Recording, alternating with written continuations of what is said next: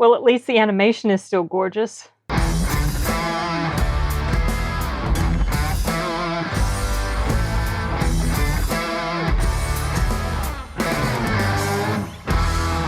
Okay, you guys. This time, in my opinion, the naysayers were right.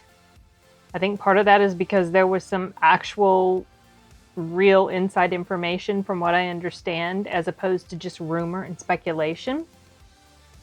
And I'm talking, of course, about Masters of the Universe Revelation. I did finally watch that. I didn't realize there were only 5 episodes. For some reason, I went into it thinking that there were 6. I just got confused. And, okay, I'll start off with what I liked. The animation was beautiful. It was gorgeous. Like I could tell from the trailer. How many trailers did I see? Maybe 2. The first one, the teaser, really got me hyped because they played that hero song and they showed all this cool animation. They showed all these awesome scenes with He-Man, and he was kicking butt and he was being tough and everything, like the He-Man we remember. And I stayed away, like how I do with certain films or certain shows that I have a high level of anticipation about, or, you know, just really looking forward to it. And there are certain types on the internet that once they get a narrative started, they just run with it. And even when information comes out to the contrary, let's say in the case of Black Widow, there was this, and Wonder Woman 84, there was this very prevalent narrative that it was woke, it was anti-male, and I stayed away from listening to those claims or reading reviews. I was aware of them, but I stayed away from them until I actually saw the movies for myself, and I came away not in agreement with these claims that were being made. And so when I heard there were rumblings of discontent about He-Man before it even came out, I stayed away as well, because I used to enjoy He-Man as a kid. I had a crush on He-Man. He was so cool. And so I stayed away from reading in detail. I was just hearing things about, even before I saw the show myself, it was a few days after it had come out that I finally saw it. And I was seeing things about Kevin Smith. He claims that he lied, and then Kevin Smith is hitting back against fans that are giving negative reviews, and he's comparing it to apparently the Boys getting review bombed, which that's not the case. The Boys wasn't review bombed. He also compared it to Captain Marvel and the negative reviews that Captain Marvel got. Well, there was an actual good reason that Captain Marvel got negative reviews, which I've gone into detail before. But anyway, I was seeing this stuff, and I stayed away from reading in depth into it. And then I started watching the show. And the first episode, in my opinion, got started off pretty good. It was showing the stuff Eternia, and Teela was getting ready to be labeled captain, or honored with Man-at-Arms, and the title or whatever, because she had proven herself, and she was a warrior. What's her actual title is Captain of the Royal Guard. So then the end of the first episode, and I'm like, what? And I had been seeing claims that this show was going to be all about Teela. And that is pretty much the case. This is focused mostly on Teela. It's her story. It's her journey. Her journey of coming to terms with what happens at the end of episode 1, and coming back around to wanting to embrace the magic of Eternia again, and all this kind of stuff. And I completely get why the fans have had such a backlash against this show. I read about some stuff that Sarah Michelle Gellar said. She made these comments about, what was it? She said something about how all the women in the original show were treated as afterthoughts. I'm paraphrasing, but it was something like that. And I get this really strong feeling after seeing her make that comment that she never really watched the original show. There were 3 main female characters in He-Man, not counting Prince Adam's mother. I think she was still in. I don't have many memories of her. But anyway, there was Teela, there was the Sorceress, and there was Evil Lyn. Evil Lyn was like the right-hand man for Skeletor. Sorceress was like one of the most powerful magic-wielding people in Eternia. She guarded Castle Grayskull. And Teela, who, as I've already indicated, was captain of the Royal Guard. She was no lightweight. So I don't know where Sharon McGellar, listen to me. Yes, it is tomorrow, you guys. But I wanted to get this review done. I don't know where Sarah is coming from when she says comments like that. It reminds me of the complaints that certain fans have about whatever franchise, and you can tell by reading the stuff that they say that they're not really fans. They just want to bitch about it just for the sake of it. You know how it is. Well, I disagree with her completely with that comment. And what they've done with this show was very disappointing.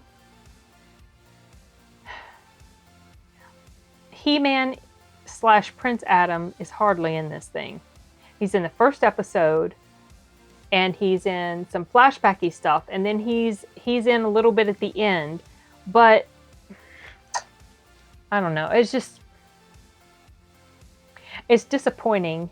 There's this trend that's been happening for a while where beloved franchises, let's say if it's a movie or series or whatever, books, comic books, whatever, these franchises are ultimately ruined by certain agendas / narratives. And it's frustrating to see, like, let's say in the case of Star Wars, to me, that franchise was ruined, not totally, because I really don't count 7, 8, 9. But those 3 movies basically was so heavy-handed with a Mary Sue-ness, feminist type narrative woven in, very heavy-handed with that, and ridiculous writing. And it was like, why is it so hard for writers of today to honor the source material while at the same time bringing something fresh and new or whatever exciting to it, but not in a way that is disrespectful to the original source material? And this is what's happening a lot. And that is the sense I'm getting with He-Man. Now, Kevin Smith has apparently said he wasn't really a fan of He-Man. So why is he even involved in this? And then he did straight up pretty much tell a fib when he said that Teela's a major character, but this is all about He-Man. No, it wasn't. No, it wasn't. And then they took the character of Teela. I was really confused when I was watching the latest trailer because they were showing the Teela that I remembered. And then they were showing new Teela with this ridiculous side-shaved head haircut with the long floppy. Like, I don't know why they think they need to reimagine characters with these ridiculous wonky looks. I feel like that's extremely disrespectful to the source material, to the fans, and I don't think it brings anything of substance or good value to the table. Also, they inserted stuff in there that wasn't really elements of the original show. You do get this vibe with Teela and her friend. I can't remember her friend's name, Andrea or Amanda or something. That girl right there between Orko and Teela. You get this sense that they're going somewhere with, like, maybe there's some sort of lesbian thing going on between them. But then it seems to become clear that no, Teela holds this, what was it they called it? She still carries a torch for He-Man / Adam. So it's like, why did they have to inject that type of feeling into it? It felt completely unnecessary. And it didn't feel like the original He-Man that we have, that fans of the show know and love.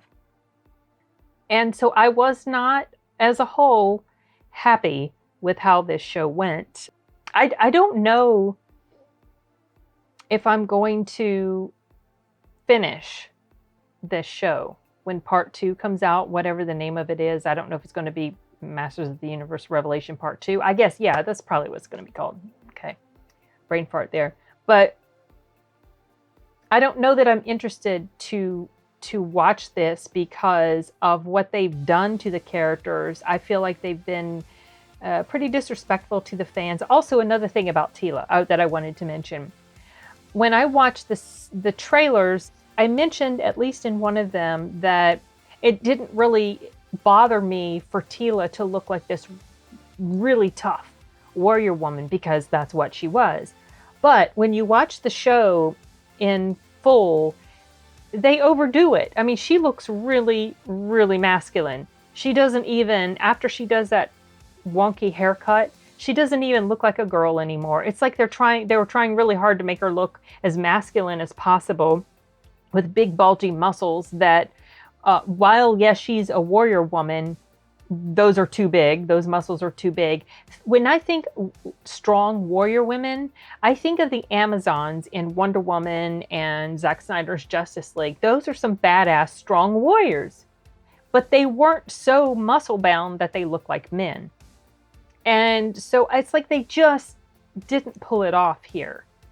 And at this juncture, I am in pretty much complete agreement with the complaints that people had about this show. So, yeah, that wasn't cool what Kevin Smith did. Also, what else did I want to say about it? Oh, the voice acting. I wasn't super thrilled with the voice acting. I couldn't really feel Sarah Michelle Gellar as the voice of Teela. I don't think she was super great.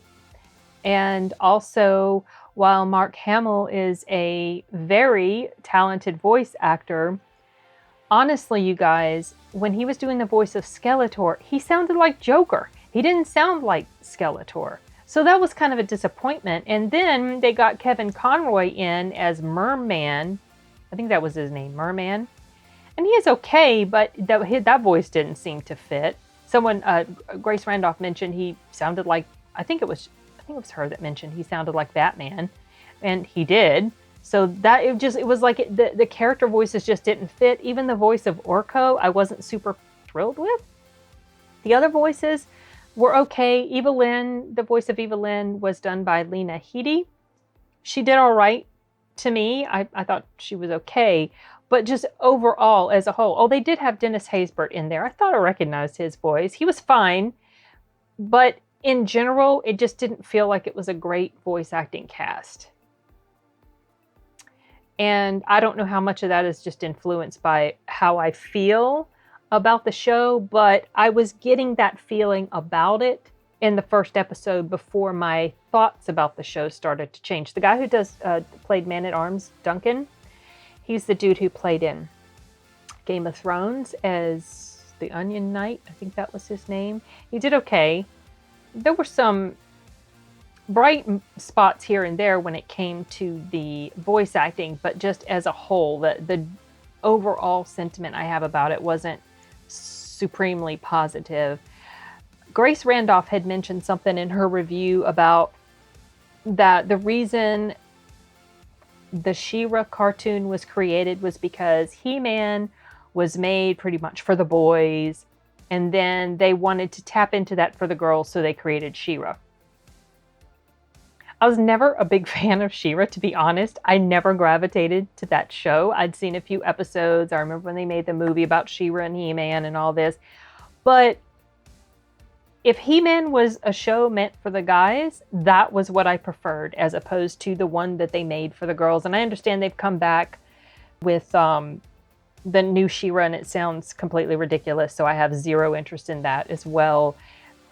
I think someone, I think it was Grace Randolph, she made the point, because she did sort of line up in agreement with the complaints people have about it. And she was saying that imagine it would be like if you take the She-Ra show and you make this movie about it, and instead of it really focusing on her, it's focusing on the guy sidekick. I don't even remember his name because, like I said, I never really watched that show. It's like that. And I had a lot of words going around in my mind about it. And I was trying to think of concise ways to express how I felt about the way this was done. And because I came away from it with such a negative feeling, it's hard for me to find a whole lot positive about it, except for like the animation. So yeah, I don't know. Oh, I'm hungry. My stomach is growling. Yeah, I don't know if I'll continue with it, like I said, but I expect that maybe people who enjoyed it for the most part might have been folks who didn't really watch it way back when. So like the audience of He-Man back in the day would be grown-ass adults now, middle-aged men for the most part, and women for the most part, if they were fans, whatever women were fans of the show.